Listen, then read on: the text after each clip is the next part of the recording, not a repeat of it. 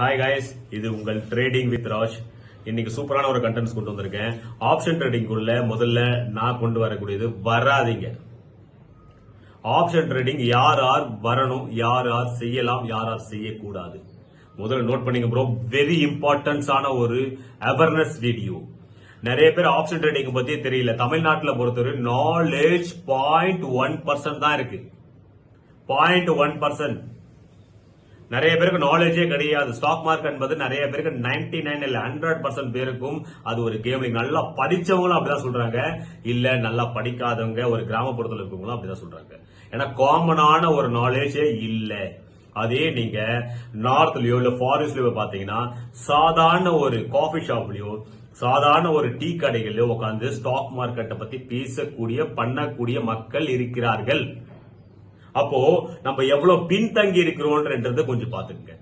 தமிழ்நாட்டுல எல்லாமே அவேர்னஸே கிடையாது. எந்த விதத்துல அவேர்னஸே கிடையாது ஸ்டாக் மார்க்கெட்டை பத்தி. நான் அது வெளிப்படையா நான் உங்களுக்கு சொல்றேன்.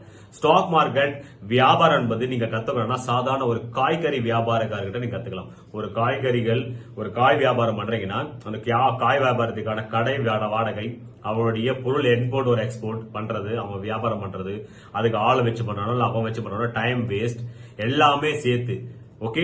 அவனுக்கு ப்ராஃபிட்ஸ் பார்க்கும்போது 2% 3% தான் எடுக்க முடியும். அது ப்ராஃபிட்ஸ் சில நாட்கள் லாஸா கூட கன்வெர்ட் ஆகலாம். சில டைம் மழை வரலாம், சில டைம் வெயில் அதிகமாக இருக்கலாம், சில காய்கறிகள் அழுகி போகலாம், சில காய்கறிகள் விற்காம போகலாம், அப்ப லாஸ் இருக்கும். அப்போ காய்கறி வியாபார கிட்ட இருந்து நீங்க ஸ்டாக் மார்க்கெட்டை கத்துக்கலாம். ஏன்னா ஒரு நாள் வியாபாரம் நன்றாக இருக்கும், ஒரு நாள் வியாபாரம் டல்லாவும் இருக்கும். இதை மேனேஜ் பண்ணி போறதுதான் ஸ்டாக் மார்க்கெட்டோட பேஸே. ஒரு சாதாரண காய்கறி வியாபாரி கிட்ட இருந்து நம்ம கத்துக்க முடியக்கூடிய லர்னிங்க இதுவரை நம்ம கத்துக்கல, ரைட்? ஏன்னா ஸ்டாக் மார்க்கெட்டை பொறுத்தவரை லாபமும் இருக்கும், நஷ்டமும் இருக்கும். நான் வந்த உடனே பெரிய லட்சமா சம்பாதிக்க போறோம் அப்படின்னீங்களா, இன்னைக்கு ஸ்டாக் மார்க்கெட்ன்றத மைண்ட்ல இருந்து எடுத்துருங்க. நீங்க சாதாரண வேற எதனா கடை வைக்கலாம், வேற எதனா ஒரு பிசினஸ் பண்ணலாம், வேற எதனா அதர் பிசினஸ் பண்ணி நீங்க சம்பாதிக்கலாம். பெஸ்ட். ஃபுல் டைம் ட்ரேடிங் பண்ணணுமா நிறைய பேரோட கேள்வி. ஃபுல் டைம் ட்ரேடிங் பண்ணக்கூடாது. ஃபுல் டைம் ட்ரேடர்ஸ் என்னும்போது நீங்க எந்த வித வேலையுமே இல்ல, நீங்க நல்லா கெயின் பண்ணிருக்கீங்க, நல்ல விதத்துல பொசிஷன்ல இருக்கீங்க, உங்களோட பேக்ரவுண்ட் இருக்கு, உங்களுக்கு பேக்கப் இருக்குன்னு போது நீங்க ஃபுல் டைம் ட்ரேட் பண்ணலாம். இல்லைன்னா நீங்க ஃபுல் டைம் ட்ரேட் பண்ணக்கூடாது. ஏன்னா நீங்க இஎம்ஐ கட்டுறதுக்காகவும் நீங்க அடுத்த மாசம் என்ன செய்யணும் அப்படின்றதுக்காக இந்த மாசம் பிளான் போடுவீங்க, அதுல லாஸ் ரீகவர் பண்றதுக்காக ட்ரேட் பண்ணுவீங்க.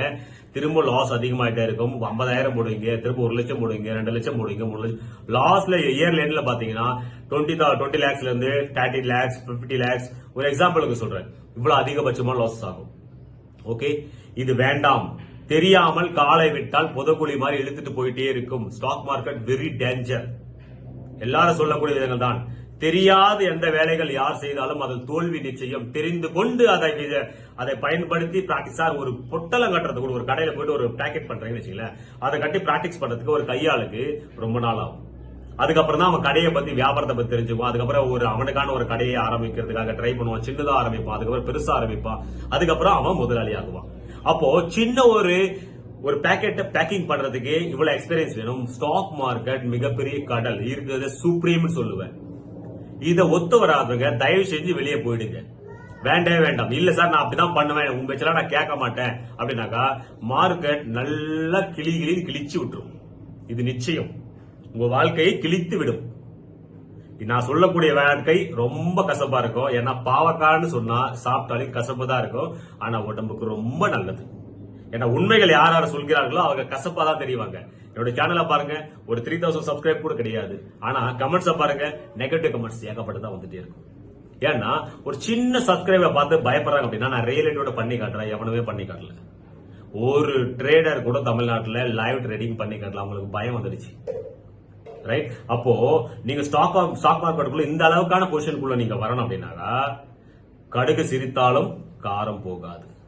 ஓகே, நீங்க உங்களுடைய திறமைகளை ஒரு பிளாட்ஃபாரத்துல உட்கார்ந்து கூட நீங்க வியாபாரம் பண்ண முடியும். உங்களுக்கு திறமை இருந்தால் நீங்க எடுத்த உடனே மால்ல தான் ட்ரேட் பண்ணணும், மால்ல தான் போயிட்டு நீங்க வியாபாரம் பண்ணணும் அவசியம் கிடையாது. சின்ன இடமா இருந்தாலும் பெரிய growth பண்ண முடியும். அது நீங்கள் எப்படி முடிவு பண்ணுங்க. என்னுடைய அவேர்னஸ், ஆப்ஷன் ட்ரேடிங்ல யாரோ லாஸ் ரிகவர் பண்றாங்களோ, லாசஸ் தாங்க முடியலன்னு நினைக்கிறாங்களோ அவங்க ஸ்டாக் மார்க்கெட்டுக்குள்ள வர வேண்டாம், தயவு செஞ்சு வர வேண்டாம். இது மிகப்பெரிய அட்வைஸ். எடுத்துக்க கட்டி போங்க. நான் சொல்ல வேண்டியது என்னுடைய கடமை. இதுல 2 பேர் திறந்தனாலும் எனக்கு அந்த கர்மா வந்து சேரும். இல்லை இக்னோர் பண்ணிட்டு போயிட்டே இருங்க, ஸ்கிப் பண்ணிட்டு போயிட்டே இருங்க. I don't care. நான் சொல்ல வேண்டியது அந்த 2% இருக்கக்கூடிய மக்களுக்கு தான், 98% கிடையாது. 98 மக்கள் இக்னோர் பண்ணிட்டு தான் போவாங்க. ஏன்னா அவங்க திருந்த மாட்டாங்க. விழுந்துட்டே இருக்கணும், அடி வாங்கிட்டே இருக்கணும், லாஸ் ஆகிட்டே இருக்கணும். லாஸ்ட் கடத்துல எவனோ ஒருத்தர் கத்திட்டு இருந்தான், அது கேட்டு நல்லா திரும்பி அப்படின்னு நினைச்சு ஃபீல் பண்ணுவீங்க. ஓகே கைஸ், பிடிச்சிருக்கு நினைக்கிறேன். லைக் பண்ணுங்க, ஷேர் பண்ணுங்க, சப்ஸ்கிரைப் பண்ணுங்க. Okay, bye, thank you.